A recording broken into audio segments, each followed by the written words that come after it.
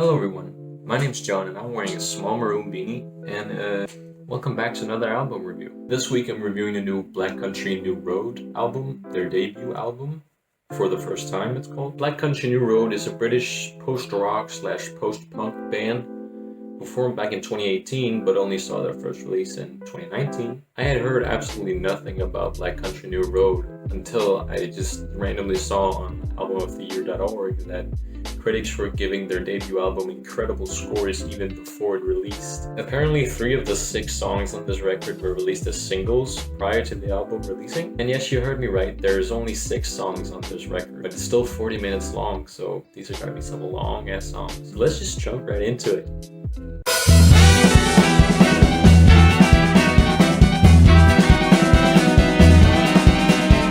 Instrumental is, you guessed it, an instrumental. Instrumental brings a bombastic weaving of just every single instrument that the band has to offer. It starts off with fast-paced drums and some subtle bass, and it introduces the leading synth. Later the lead guitar comes in simultaneously with a saxophone, which is pretty bold to put in this style. I don't know if it's just because of the saxophone, but this track really reminds me of like some King Crimson reminiscent stuff. Like this sounds something derived from 21st Century Schizoid Man. But the intertwinement of all these instruments just crafts this vivid soundscape, and although not even a single word is spoken, your attention is just never let go. Next track. Won't give up, too soft to touch, and how hard could it really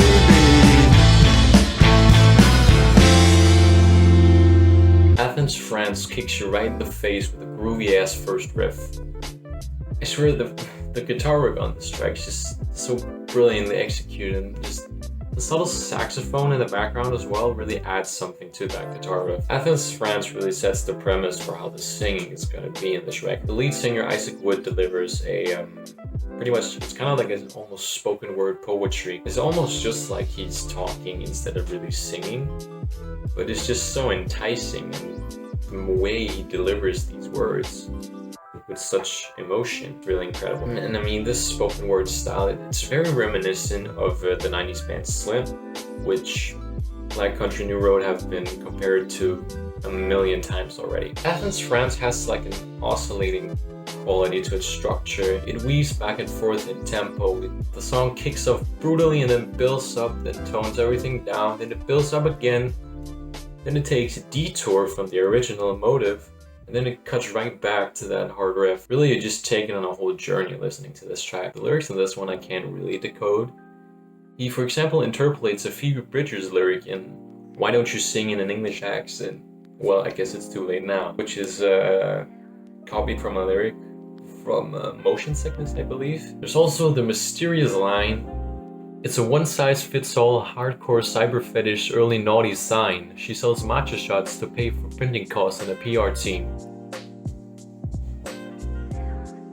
What? Lyrics may be cryptic, but just this almost manic delivery that Isaac Wood comes makes it enticing to listen to nevertheless. Next track, Science Fair. And nothing to lose, oh, I was born to run, it's Black Country out there.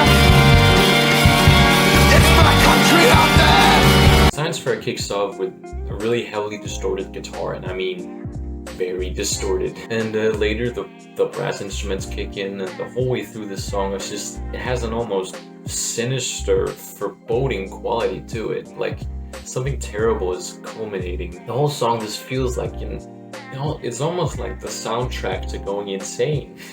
And I mean, this soundtrack to going insane is almost like a permanent quality all the way through this album. Paired with the manic, almost sometimes screaming vocals from Isaac Wood, but also just the instrumentals and the way they're presented.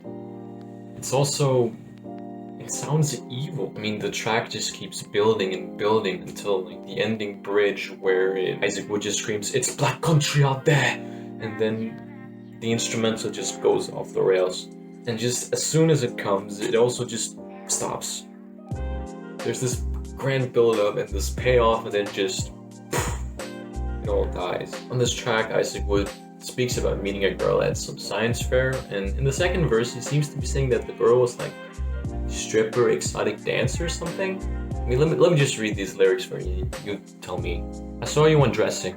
It was at the Cirque du Soleil.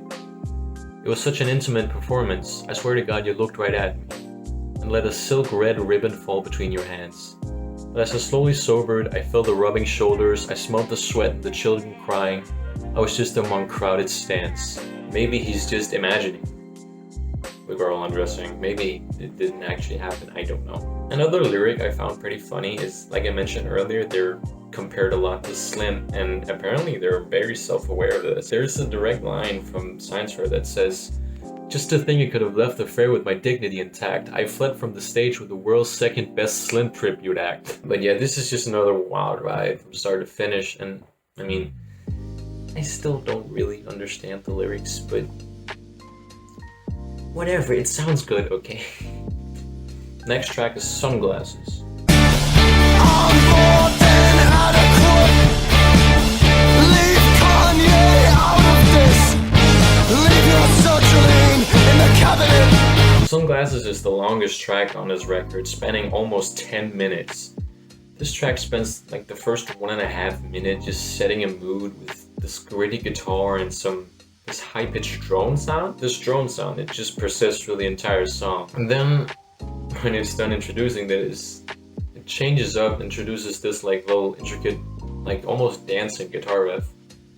And overall, the first few minutes are actually really down to earth, and especially when the bass and the drums kick in, it's just a whole vibe. And in the lyrics, he further develops the story of the girl he met at the science fair, and it seems that this girl is very upper class, and Isaac spends most of the track speaking about like he's adopting the same problems that this rich girl has. For example, there's this line, "In the downstairs second living room's TV area, I become her father, and complain of mediocre theater in the daytime, and I single malt whiskey, of rising skirt hems and lowering IQs, and the things that just aren't built like they used to be, the absolute pinnacle of British engineering." And when he says the absolute pinnacle of British engineering in this grandiose way, and the brass instruments just flare up, I mean, oh, it's euphoric even. And after this refrain of him going the brass instruments, the instrumental just completely changes up, entering what almost feels like a completely different song. And the pace picks up and Isaac's manic lyrics just go even more insane than before, and it all culminates in the climax of this ending bridge where he manically screams, "I am more than adequate, leave Kanye out of this." I have no idea why he name drops Kanye on here, but I mean, what the hell, it just sounds great again. But yeah, it's very weird because they do sound a lot like Slint. They really do in some ways. When I think Slint, I think the 90s. So I think that this sounds like something from the 90s, and people from the 90s mentioning Kanye is just what? Next track is track X. But mostly Molly and Dylan and my mom.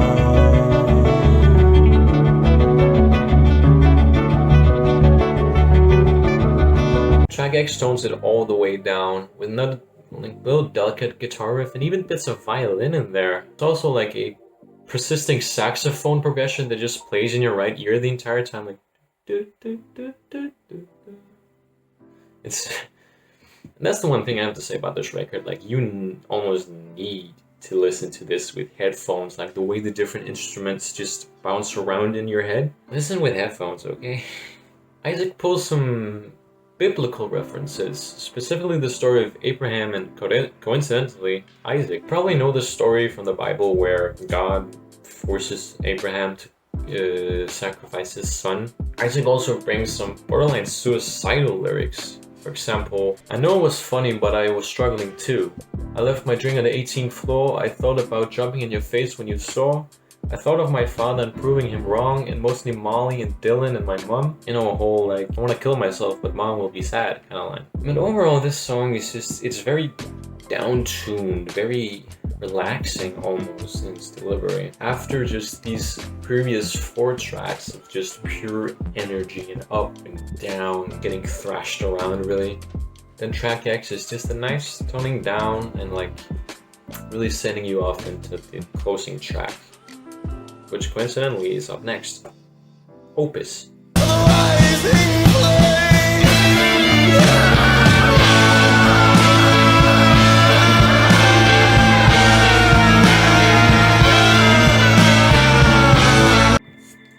song starts off with like some melancholic sounding saxophone, but it quickly like develops up, and we're talking like speeding drums, fast-paced guitars, and even brass instruments get on this action. Honestly, God, I think this song, like, it reaches 170 BPM in that part. Just as it comes, the fast-paced part quickly just fades out into the verses. It's so admirable how it contrasts between these beautiful scenic sounds and then going into 170 BPM insanity. Like, you can't help but just sit up your head. And much like Athens France, this song has a very oscillating nature, going back and forth between the fast part and the slow part. A lot of building up and going down and then taking detours. About 2/3 into this song, the outro verse begins. The instrumental slips down to just the guitar and the lead vocal.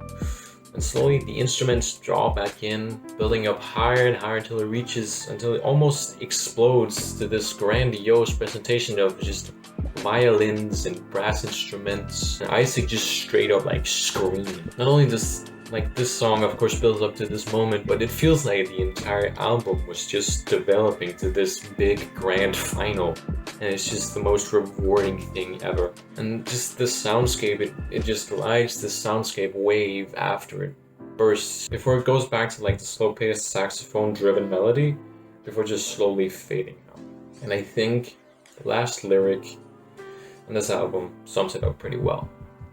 What we build must fall to the rising flames. Like, the entire album consists of just building up and falling down, then building up and falling down again. And in the end, everything will just fall. Entropy always persists. Anyway, the conclusion.